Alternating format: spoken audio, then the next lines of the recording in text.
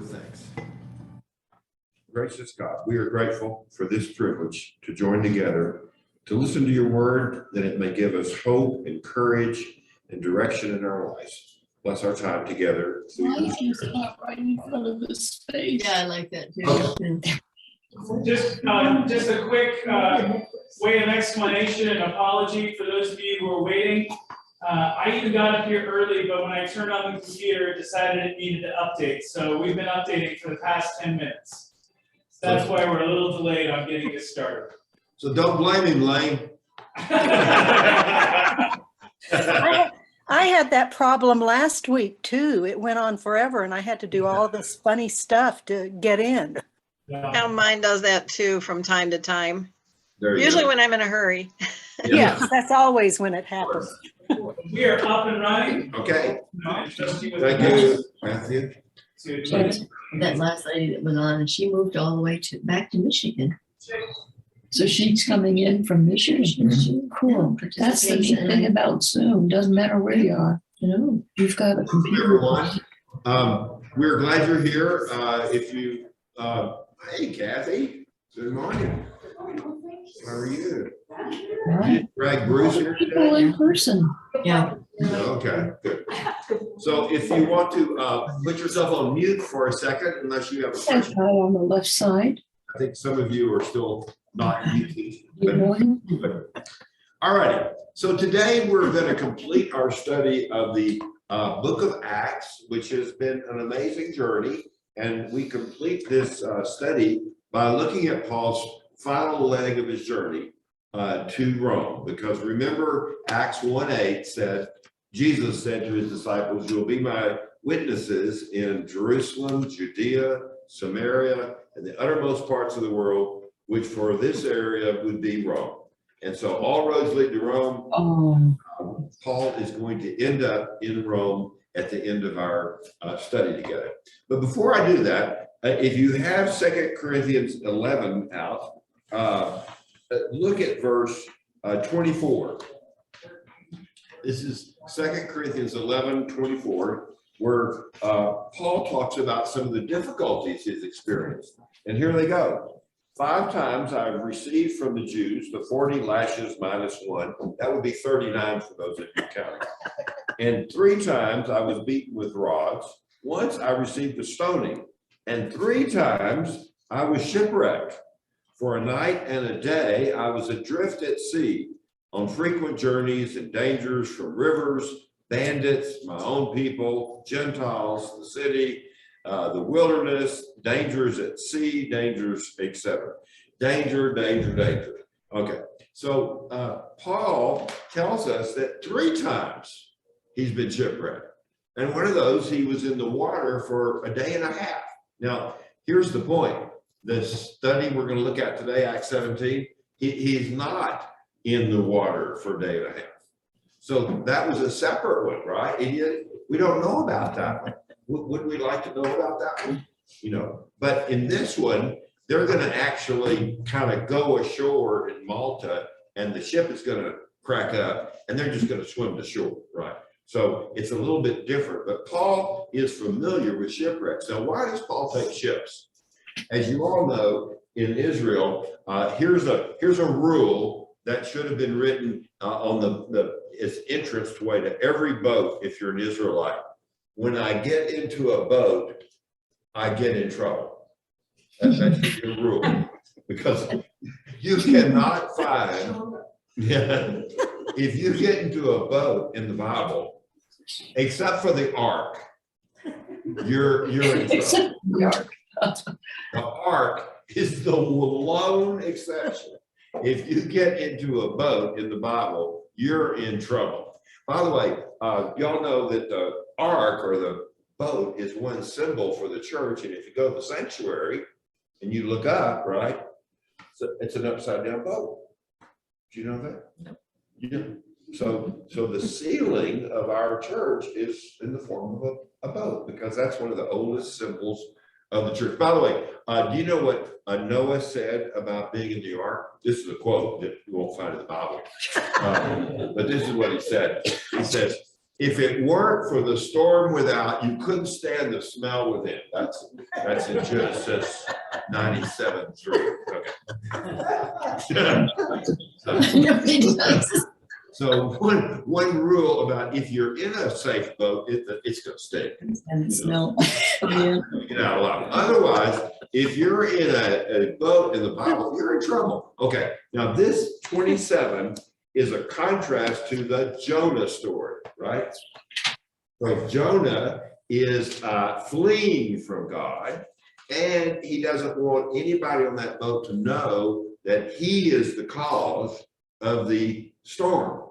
And by the way, do you remember in Jonah what they do when they discover he's the cause of the storm? He walks the plank. Yeah. Okay. Yeah. Go get swallowed by a fish. And in this one, it's the opposite, because Paul is going to be, you're going to see this, is going to be the reason everybody survives. It's the anti-Jonah story, right? And remember, there's 276 people on this boat. Now, those of you who are maritime folks, I am not. If you have a boat with 276 people, it probably is fairly substantial, wouldn't you think? 276, it's not like a little skiff. It's, pretty big. Big a boat. Boats were like that. 276 people? I would say 3 times. Yeah. Yeah, I'd say there you go. 276 people. And by the way, some of them are prisoners, right? Paul is a prisoner, and the guard who's over them is named Julius. Remember Julius Caesar? It's a fairly common name in Latin, right? So Julius is the guy who's supposed to take them from Caesarea all the way over to Rome. And by the way, remember in Roman law, if you're a guard or a prison keeper and your prisoners escape, you would usually get the same punishment that the escaping prisoner would get. So do you remember earlier in the Acts, when the Philippian jailer hears that everybody has escaped, his first instinct is what? No, suicide.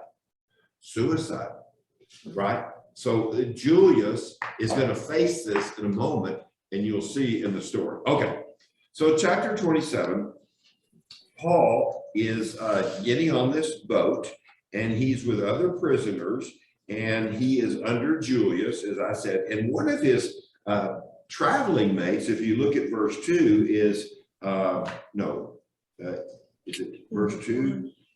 The guy who went with him. Macedonian? Yeah, Aristarchus. So either Aristarchus is there to help him, or he's a fellow prisoner. It's not clear in the Greek. One or the other. Paragraph of 27, right? Yeah. So somebody mute yourself, okay? Now, so they're on the boat, and they get to basically Crete. And Crete is one of those big islands south of the main body of Greece. And they discover that they're a little late in the sailing season, because the sailing system goes essentially from spring to early fall. And those of you who've been on the Mediterranean know that in the winter it can be pretty turbulent, right? And so the sailors, by the way, back then would normally just get real close to the coast. If they got very far away from the coast, they were a little nervous. Why? They didn't have the instruments that we had and all the rest. And so they're in Crete, and they're kind of deciding whether or not to take off to go to Rome. And Paul, at this point, says, listen, I got some news for you, and that is you need to stay here. The weather is not going to be good. So Paul is going to end up being like your weather forecaster, and he tells them, look, this is not a good idea. But at first, the weather looks good. And those of you who've been on sea voyages, how many times did it look good at the beginning? and not so good after you're out in the ocean, right? I've experienced that. One time, Sharon and I took a cruise from somewhere in Florida to Bermuda. It started off so lovely. By the time we got there, I think everybody on the ship was sick, including the crew, but oh well.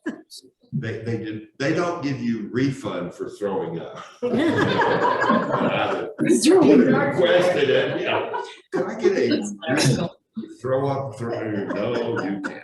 Okay, so here's what happens. Verse 14, soon a violent wind called the northeaster rushed down from Crete.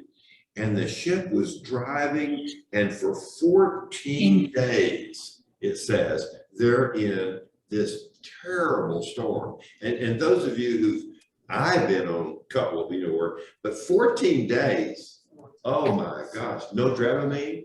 I mean, 14, no Dramamine. yeah, no Dramamine. Those aren't cruise ships. Those are not cruise ships, those are boats. So, all right, so in verse 21 now, Paul has already told them, don't do this, right? This is not a good sailing time. And then in verse 21, he makes a second speech and he says, men, you should have listened to me. Now, if that had been Jonah, he would have walked the plank, you know what I mean? But Paul, it has nothing if he doesn't have chutzpah, right? Because he is a strong-willed guy. And so now what he's going to say is, take courage, there's going to be no loss of life. For last night, an angel of the Lord said to me, do not be afraid, Paul. You must stand before the emperor. Indeed, God has granted safety to all those who are on the ship sailing you. So keep up your courage, for I have faith in God that it will be exactly as I've been told. But we will have to run aground on some island. So the good news is nobody's going to die. The bad news is the ship is sunk, basically, right? And so then what's interesting is some sailors on ship decide, look, we're going to get out of here and escape this running aground. So they try to lower the boats down. The what do you call them? The boats. The little boats that you have on. Lifeboats, whatever. And but Paul says to them, this is great, verse 31, unless these men stay in the ship, you cannot be saved. So now they cut away the lifeboats. Isn't that? So Paul is like, now he's the captain of the ship. I mean, think about it.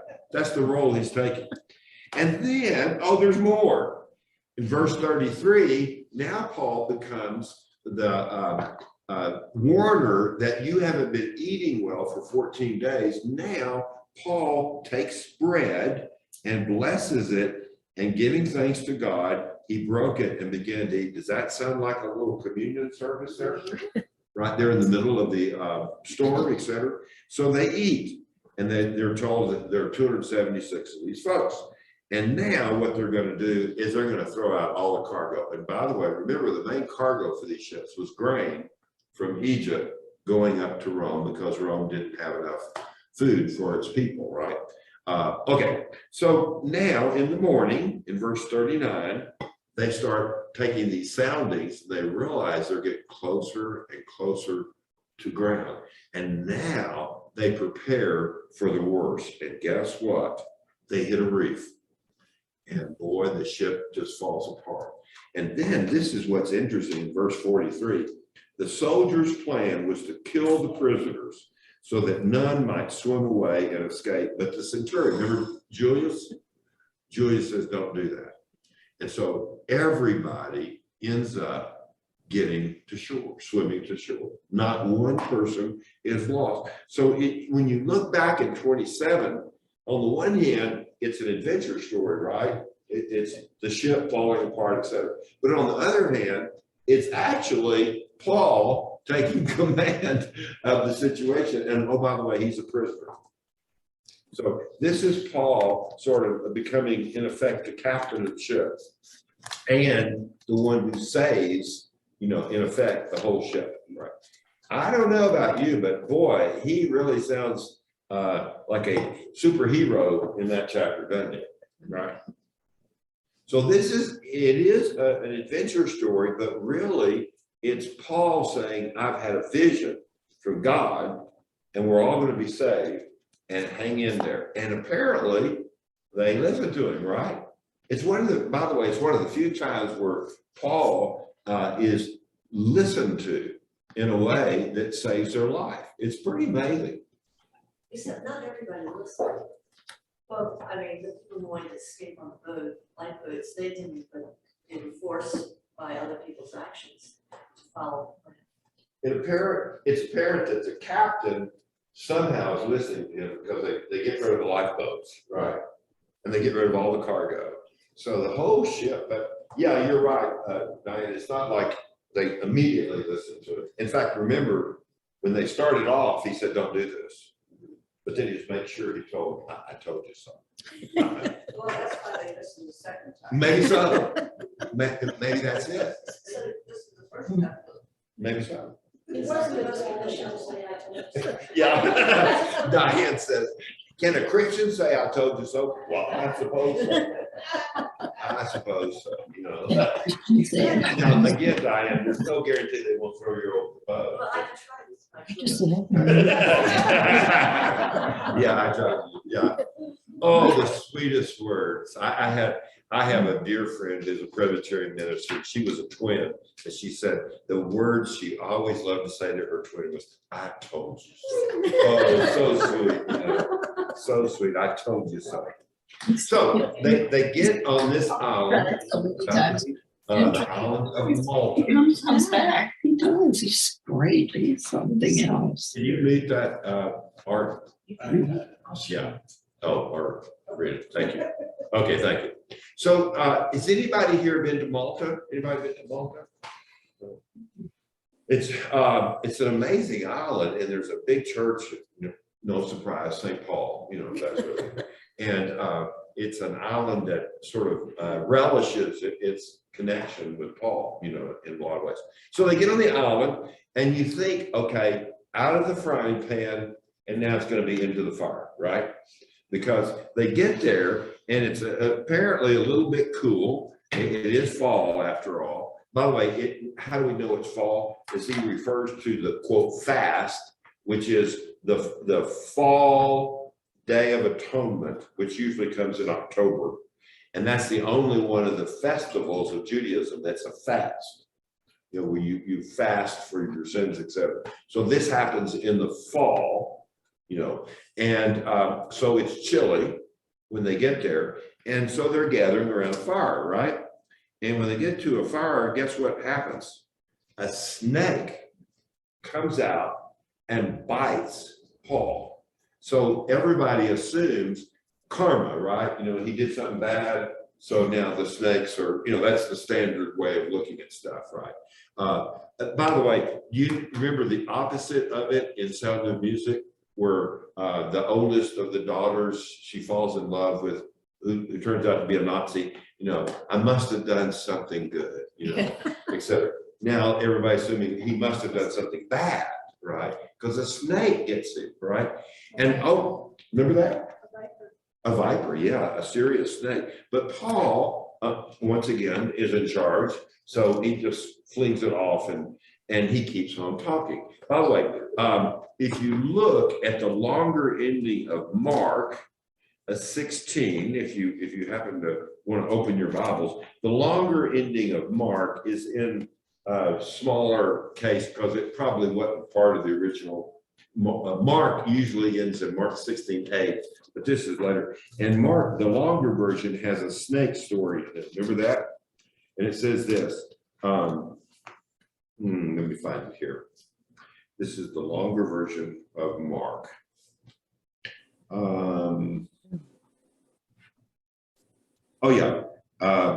Verse 16, 18. They will pick up snakes in their hands, and if they drink any deadly thing, they will not hurt them. Okay. Some of you may have been in the Appalachians. West Virginia. West Virginia. Snake handlers. And it refers to that Mark 16, which is a disputed text. But the real source of it is in Acts 28. You know, if you're a real Christian, you know, snakes won't be a problem. Well, I hate to report to you that they still are a problem. And those of you who know anything about snake handlers, they also are called snake bit. That's a second part of that phrase. Anyway, but Paul, no, he just flings that off. And now they go from saying he's a what? Criminal or something. Now he's a god. Remember this happened earlier in Acts where they tried to worship him. Remember that? So, so now look at verse 7. And I'd like to read 28:7 to the end of the chapter because it's a wonderful ending. Now, in the neighborhood of that place were lands belonging to the leading man of the island named Publius, who received us and entertained us hospitably for 3 days. It so happens that the father of Publius lay sick in bed with fever and dysentery, and Paul visited him and cured him by praying and putting his hands on him. And after this happened, the rest of the people on the island who had diseases also came and were cured. They bestowed many honors on us, and when we were about to sail, they put all aboard all the provisions we needed. So Paul goes from being a prisoner washed on the shore, he gets bit by a snake, oh, you must be a criminal, to no, he must be godlike, and he becomes a healer on the island. It's an amazing transformation, and it leads to what? They pile on provisions, which is probably food, probably money, I don't know, and say, thank you very much, would you come back again? You know, and so Paul becomes a blessing to this community, Publius and all his pals. It's looking pretty good, isn't it? You know, Paul, you know, dealt with shipwreck, got everybody well, 276 on board. Then he heals people and they all love him. And now they get back on the boat and he's going to go to Rome. And so everything has been like a blessing, you know, in disguise in a way, right?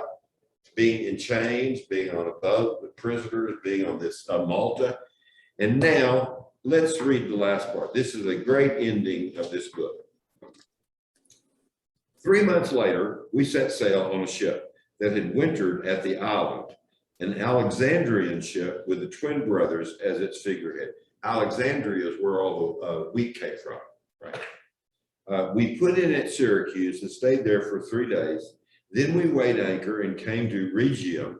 And after 1 day, there a south wind sprang up. And on the second day, we came to Bethuel or whatever. There we found believers and were invited to stay with them for 7 days. And so we came to Rome. Boy, that's a climactic sentence in the book of Acts. The believers from there, when they heard of us, came as far as the Forum of Appius and 3 taverns to meet us.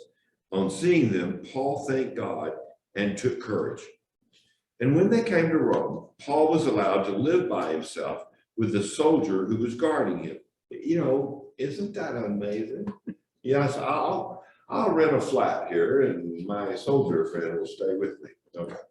3 days later, he called together the local leaders of the Jews. And when they had assembled, he said to them, brothers, though I had done nothing against our people or the customs of our ancestors, yet I was arrested in Jerusalem and handed over to the Romans.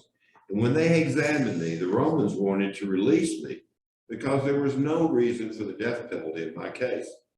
But when the Jews objected, I was compelled to appeal to the emperor, even though I had no charge to bring against my nation.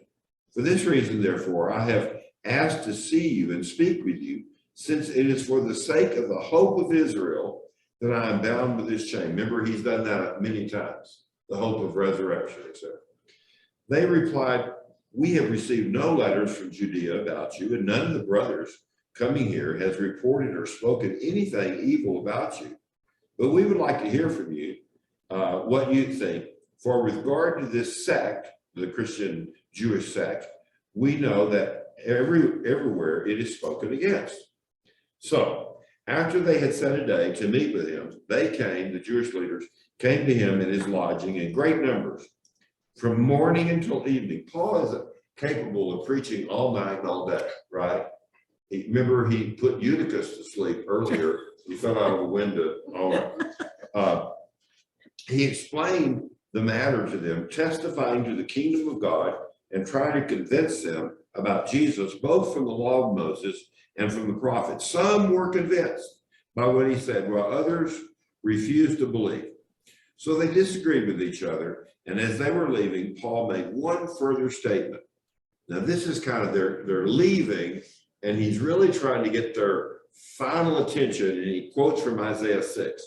The Holy Spirit was right in saying to your ancestors through the prophet Isaiah, go to this people and say, you will indeed listen, but never understand, and you will indeed look, but never perceive. For this people's heart has grown dull, and their ears are hard as hearing, and they have shut their eyes so that they might not look with their eyes and listen with their ears and understand with their heart and turn, and I would heal them. Let it be known to you then that this salvation of God has been sent to the Gentiles. They will listen. That's the last recorded word we get from Paul. He lived there 2 whole years at his own expense and welcomed all who came to him, proclaiming the kingdom of God and teaching about the Lord Jesus Christ with all boldness and without hindrance. 2 years, still with the chains, right? And he keeps preaching. So this sermon is pretty amazing when you think about it. It tells us that some of the Jewish leaders really did respond positively, right? But many said no. And so what does he do? You would think he would say, man, I'm so glad that, a fifth of you are listening, right? Cup half empty, half full, but no, he wants the whole enchilada, right? And so he says, look, Isaiah's right. You hear, but you don't listen. You see, but you don't see, except sir. And I'm wondering how his Jewish hearers kind of responded to that, maybe just about as well as when he said, I told you so, earlier. But Paul, if he's nothing, he is willing to stick his neck out in 100 different ways. And maybe this was his last kind of desperate appeal to his own people to listen, And by the way, I guess the gospel writers use the same text and put it in the mouth of Jesus when he tells parables. It's the same idea. You speak, or you heard, you try to convey the truth that isn't heard. I would say to y'all, honestly, studying the New Testament for a long time, I would say one of the biggest, most perplexing problem to the writers of the New Testament is this question. Why is it some people get it and some people don't? And by the way, think about your own families and friends. Why is it some of them get it and some of them don't, or appear to, you're right? Or as I always say, at this present moment. And Paul is troubled by that. And by the way, the New Testament writers are too. Why is it some people catch a glimpse of the kingdom of God and Jesus' role in it, and others see it as nonsense? Now, in the Mark 4, Jesus tries to deal with that with the question of, remember the kind of soil, the types of soil. There's some that are receptive and some are not.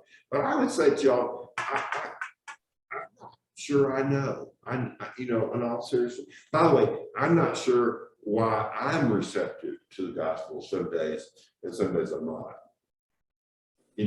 My own life can be receptive at times, and sometimes hard-hearted, right? Just who cares? What do y'all think about that? What is that a mystery to you too? I mean, why people respond, some don't, or some that did respond stopped responding, and some that were hard-hearted and I'll never, and then they do. Yeah, it's a mystery, I think. It's being human. It's pretty human, you know. Why are some people positive in nature and some people are negative in nature? You know, it's all chemistry in here. No. It's all going on. It's Yeah. as what was his name? Bad chemicals. You know? Bad. Okay.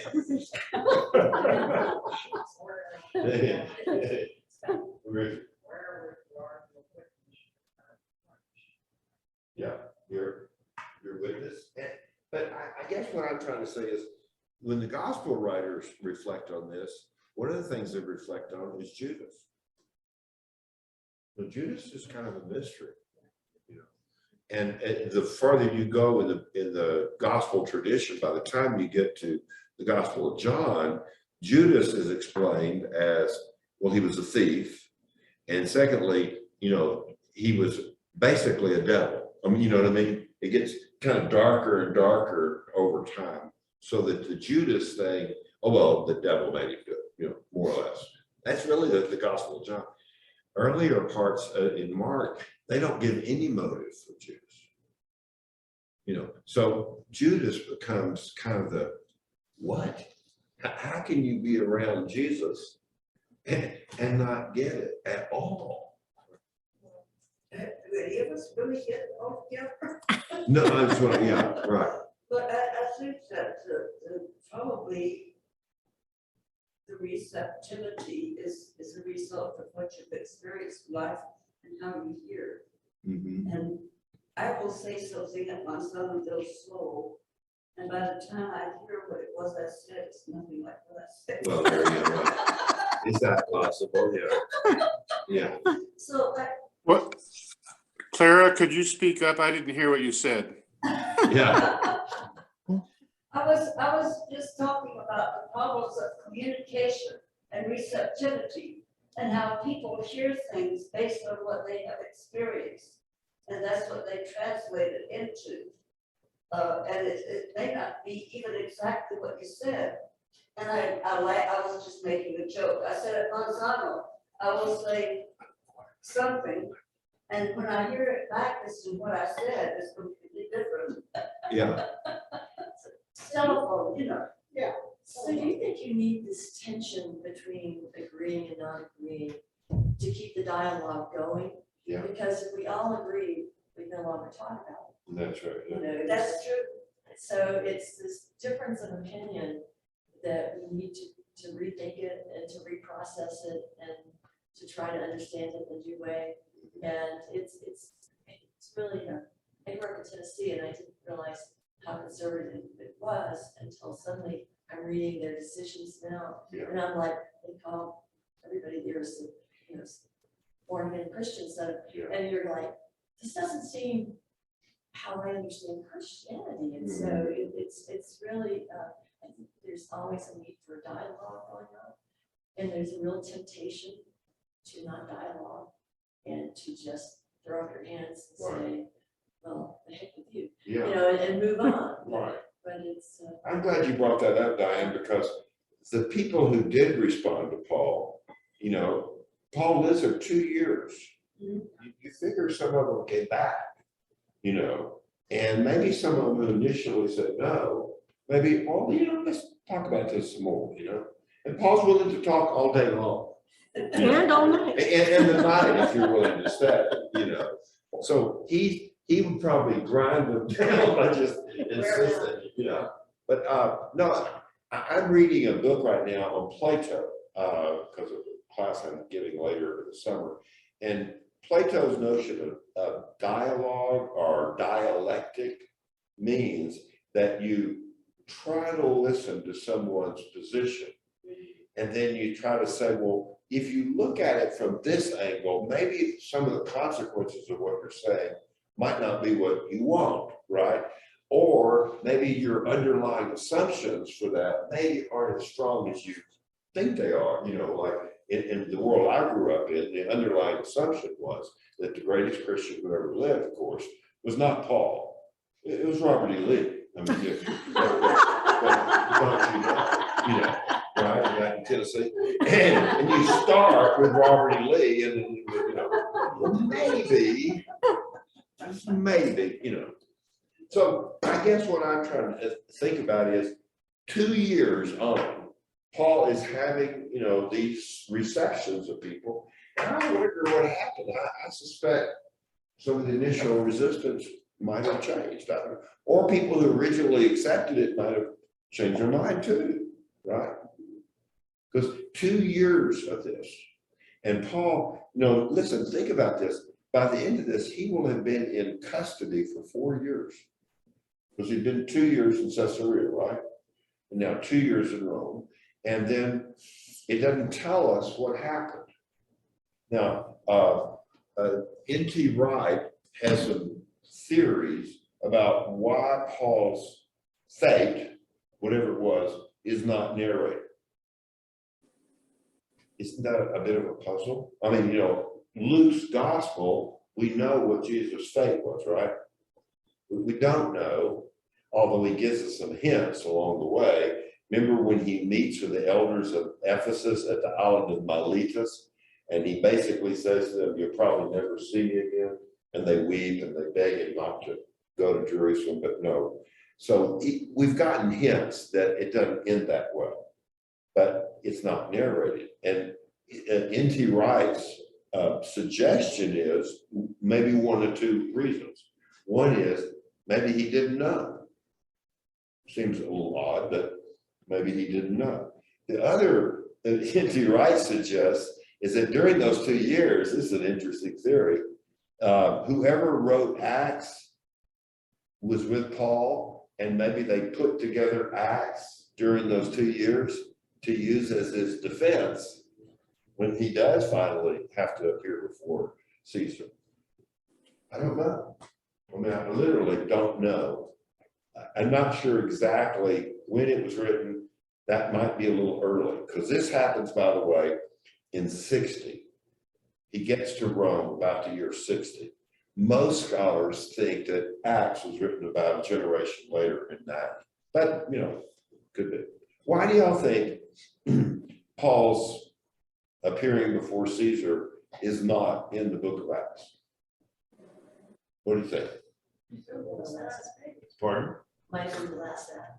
The last act, yeah. What do you think? Maybe they lost the page, yeah. Maybe it would have discouraged people. Maybe it discouraged them. Now, N.T. Wright says that Paul's death and resurrection experience is actually in Acts 27, which is the shipwreck scene. Because the word sozo, or salvation or rescue, is used about 5 times in the chapter 27. That Paul's telling them, don't go to your lifeboats. You're going to all be saved, all 270, but they have to go through hell and high water to get there. So N.T. Wright interprets the shipwreck as Paul's death and resurrection experience. Who knows? Coming out of the water, Yeah. it's like being reborn. Yeah. I was also thinking of the part about the viper, and he went to her. And, if you think about it symbolically, we think of the snake as a sign of evil or temptation. Yeah. And he's not affected by that. That's right. And he tosses it at Paul. And he also, he tells people over and over not to be afraid. Right. And this is one of the things that, the passage of the angels speaking to the shepherds, don't be afraid. It's a repeating theme in the New Testament. Yeah. Don't be afraid. Don't be afraid. Fear not. That's right. That's very good. So don't be afraid. Listen, you may have to go through, let's see, beatings, shipwrecks, 3 of them, and snakes may bite you, and people may resist you, but don't worry, don't worry. It's counterintuitive, right? The angel, by the way, how many times in Acts does an angel or a vision appear to Paul at exactly some crucial moments? It's very important to remember that in some ways, Paul is a kind of Christ mystic. In fact, when Albert Schweitzer wrote his book about Paul, it's titled The Mysticism of Paul the Apostle. And he points to these kind of visionary experiences that Paul has along the way. Remember in 2 Corinthians 12, Paul tells about a visionary experience where he goes, quote, to the third heaven, but he can't talk about it, right? And he's given a thorn in the flesh so he won't be puffed up with pride. So I've often thought, oh, tell me about your visionary experience. Oh, I'm sorry, you can't. It's ineffable. I like that word, Lane. It's ineffable. Lane and I have talked about the word ineffable. And by the way, it's not only that you can't talk about it, but you cannot talk about it. Right. Yeah. It's ineffable. And so Paul's mysticism is part of the story here, I think. Anyway. Well, golly, y'all, let's stop for a second and kind of think about the book of Acts, all 28 chapters. And let's ask a kind of an obvious question. What's the value of working through 28 chapters of the early life of the church? What for you is the takeaway or the benefit of kind of listening to these stories again and seeing them afresh? What's been useful for you? Really, not all at once, please. Persistence. Persistence. Go tell. Pardon me? Go tell. Go tell, yeah. Go tell it on the mountain. Yeah, very good. Persistence. I think the presence of God in all the journeys of life. Mm-hmm. Mm-hmm. Yeah. And, you know, in these journeys, let's remember something. Nobody goes alone. These are communal journeys, or they end up being communal. That is, like Philip, when he gets into that chariot with an Ethiopian eunuch, it's a little community where 2 or 3 are gathered, you know, that sort of thing. And so it's never just lone rangers. I would say the most Lone Ranger tale in all of Acts is actually Stephen. Stephen is the most kind of Lone Ranger tale that we get, you know, of individually being stoned, etc. That's about as individualistic as we get, even though Stephen had been one of the deacons, the 7 deacons distributed. But most of the stories in the book of Acts they're church stories. They're where 2 or 3 are gathered. You know, Paul and Barnabas go to Antioch and they're surrounded by other Christians. First time they're called Christians in Antioch. And when they take off on their first journey, it's Paul, Barnabas, and this punk kid, John Mark, who ends up, deserting them, right? And even when the second journey begins and Paul and Barnabas have a dispute and they don't want to go together again, Paul ends up with Timothy and Todd, you know. So Paul, honestly, though it's sometimes displayed like this, is never the Lone Ranger. In fact, if you remember at the beginning of 27, and it says Aristarchus. Where did Aristarchus come from? You know, but Aristarchus is on the boat with it, right? So it's where 2 or 3 are gathered, there is Christ. At the end of Acts 24, it's Cleopas and his friend who end up being joined by this third party, right? So I think one of the messages of Acts is the story of the early church is not a group of Lone Rangers. You know, they are in community. Peter has his vision in Joppa, and he's immediately accompanied by friends, and they go up and they talk to Cornelius. And then you have a Gentile Pentecost, right? With that sort of thing. When the early church faced one of its biggest decisions, it's not a Lone Ranger thing. They go to Jerusalem in Acts 15, and strangely enough, even Peter and Paul are there. It's James, the brother of Jesus, who gives his decision about circumcision, that sort of thing. And they all agree to it, you know. So one of the great things about reading Acts is to kind of remind us that the church is where 2 or 3 are gathered in the name of Christ. And that's where we do our best worship, our best planning and thinking, and our best evangelism, is when we're in community with one another and not just lone strangers. Do the apostles ever get back together again? You talk about Peter and Paul? The 12. The 12. You know, that's a great question. Did they ever get back together? After actually Pentecost, you know, Acts 2, we don't have any narrative of the 12 getting back They together. spread out. Yeah. Some of them didn't get back. Yeah, that's right. So they spread out. If I told y'all the story of going to Istanbul, where we went to a church that had been converted into a museum, and up on the dome, you know, the idea of domes came from the early Eastern Orthodox Church, and then the Islamic community adopted domes. And up on the dome, and the top of it was 12 white guys. And my Islamic guide asked me, well, who are those guys? And I said confidently, well, that's the 12 apostles. And he said, well, what's their names? Let me consult with my 3 other ministers. I had an Episcopalian, a Presbyterian, and another.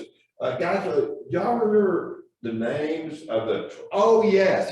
Let's see, there was Peter, James, and John, Andrew, Philip, Nathaniel, and we get a little fuzzy at 10. At 10, we can't name the 12 apostles. And I said, well, look, you understand, there's some technicalities in the Gospels because they're not quite sure. Yeah, well, who are they? He said. Well, look, like I said, and I said, well, can you name the successors to Muhammad? He named 21. Like that. So we kind of put our heads in our chest and went out to the van where our Bible was. Look, here it is. These are the 12 right here, don't you know? Yeah, okay.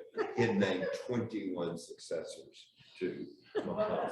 Like the old recitation of genealogy, that's Yeah. the way they remembered it. Yeah. And they just remembered genealogies of Muhammad, yeah.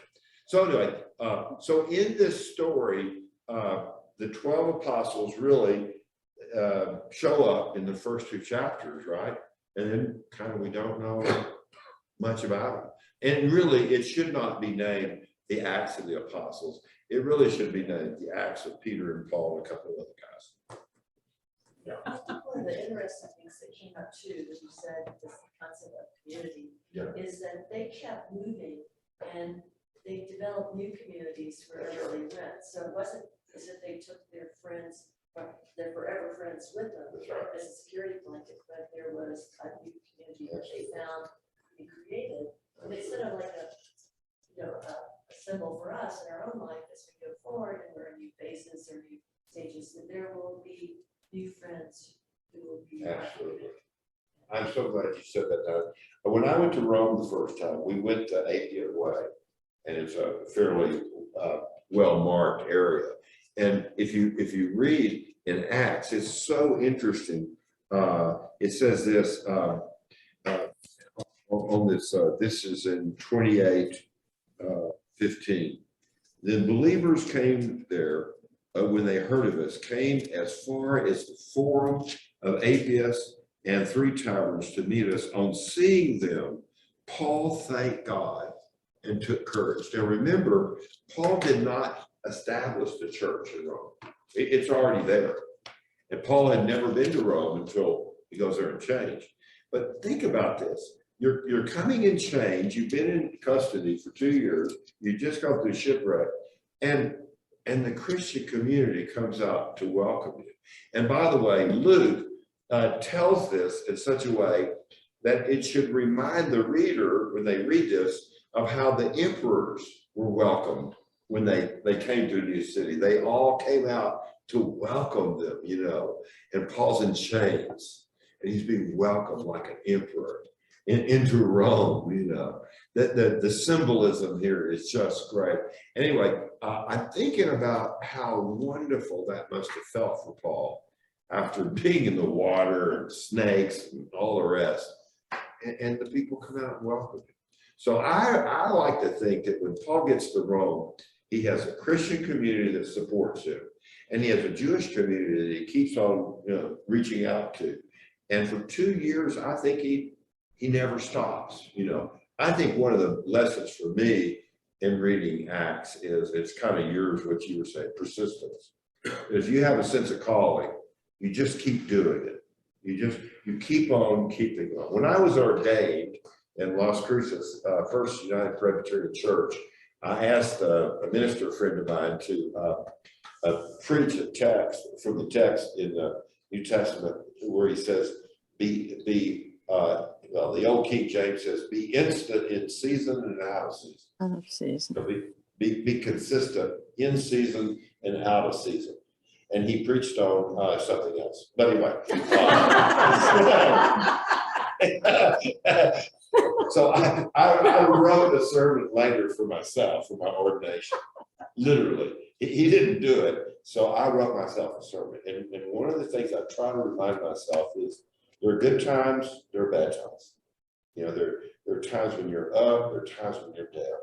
And there are times when it's discouraging and times when it's incredibly encouraging. And there's light and there's darkness.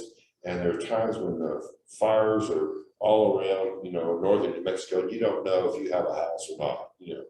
But then you get good news, you know, and surprise, you have and what I'm trying to say is part of the Christian journey for me is to look at someone like Paul and realize that he went through some incredible ups and downs, really incredible. But the visions that he had, you know, kind of sustained him. And when they come out to meet him like an emperor coming to Rome, I mean, that's one of the great moments in the book of Acts. And so Christians have this capacity to welcome one another, as Paul says in Romans 15:7, to encourage one another. And by the way, this play that I saw from far away, the story there is it's 9/11.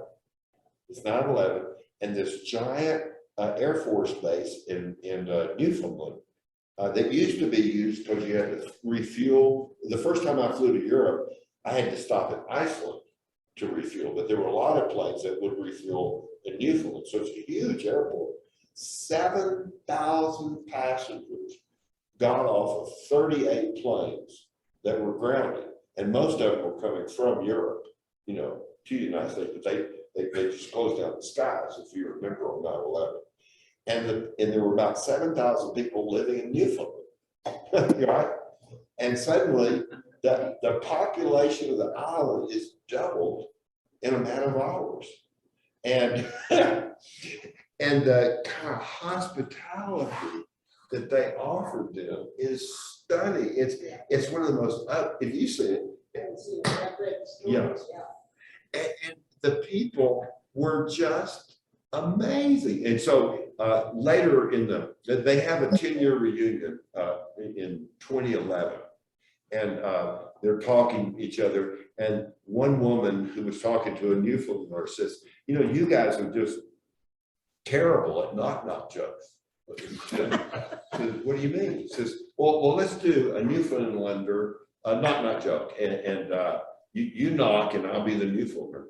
And so she said, knock, knock. And the answer is, come in. No, I really mean it. Come in. No, just come on in. And then in the play, I don't know, there's one of the passengers is a black guy. Yeah. And he's told, well, listen, go out to all the little neighborhoods and just bring their barbecue grills. We're taking them down here to the Civic Center and we're going to have an outdoor cookout. And the black guy says, I'm going to go into somebody's backyard, take their grill up to the Civic Center. You're kidding. I'm going to be shocked. No.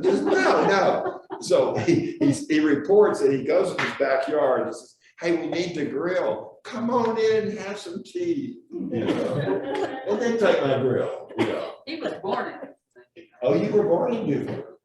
Oh my gosh. I hope you have the accent down because they really. Anyway, my point is, y'all, it's so encouraging to see a play where it's a tragic situation. It's 9/11, right? And for 5 days, they're on that island and they're treated like Paul was by the Christians who welcomed him, you know, to Rome. It's one of the most wonderful embodiments of what Paul says, welcome one another as Christ has welcomed you to the glory of God. Romans 15:7, one of Paul's greatest lines. And Paul's welcome that. Takes you back to the settlers on the plains. They didn't see people for weeks and weeks. Yes. If there was a guy on the horizon, you brought him to Oh, yeah, dinner. yeah, Come yeah. on down. Come on down, yeah. What's the news? Yeah, so if you haven't seen this or get a chance to see it someday, it is, y'all saw it. If you love I've it, seen it twice. yeah. It's really good. The second time it's even good. Well, a bunch of my friends were flight attendants on those planes. Oh, yeah. Yeah, and they had blogs for years on, they kept in touch with Yes. them. Yes. And the passengers raised something like $5 million for Right. scholarships. You know, that later were given to the children. You were saying something, Mark? Well, we saw it in England and they added, I think, the last portion on Muslims. Oh, yeah. And the difference Yeah. they had, Yeah. you know, and I thought it was good too. Yeah, one of the big tension in the play is a woman whose son is a firefighter in New York and she can't get in touch with him. Very poignant. And the other big tension was one of the passengers was Muslim. And the kind of initial prejudice and fear, all that went on. Remember that? Long time ago. He was a good cook though, and they finally let him in the kitchen. Yeah. Turns out he was a master chef. And they were feeding 7,000 people a day with the barbecue grills, you know, out there. Anyway, it's a fantastic play. I told Matthew, if you want to really do a play that would knock us out at first press, that would be the play. So the book of Acts, by the way, Paul says in Romans that when he's talking about the Hebrew scriptures, he says, these things were written for our encouragement. And I think Acts has that same capacity to be encouraging to us. And remember that where 2 or 3 are gathered, you know, there is Christ, and also to be encouraged by others when we need that encouragement. And when Paul's coming into Rome and he's welcomed like a conquering emperor, that is just one of the best moments in the book of Acts. He wasn't still in chains though, was he? Yes. So he Apparently. was. Apparently. It reminds me of the guy who's in prison in Russia, Yeah, Navalny. yeah. Yeah, Navalny, I mean, yeah. he's, Navalny, who's been poisoned. right. Yeah, God bless him. Okay, well, it's been a great pleasure to work with y'all. Next week, we're going to do part 2 of Bart Ehrman's book, When Jesus Became God. It's a study of Christology. So let's offer a word of thanks. Gracious God, thank you for allowing us to think about this journey from Jerusalem to Rome and what it means for all of us. We ask that you would give us good hopes and persistence and community through Christ our Lord. Amen. Peace and grace. Have you ever done a thing on Revelation? Sure, I don't think so. You want to do it sometime? Yeah, I'm trying to read it now and it's Yeah. really hard. Yeah. Oh, I know. So it'd be great if you could do it. A little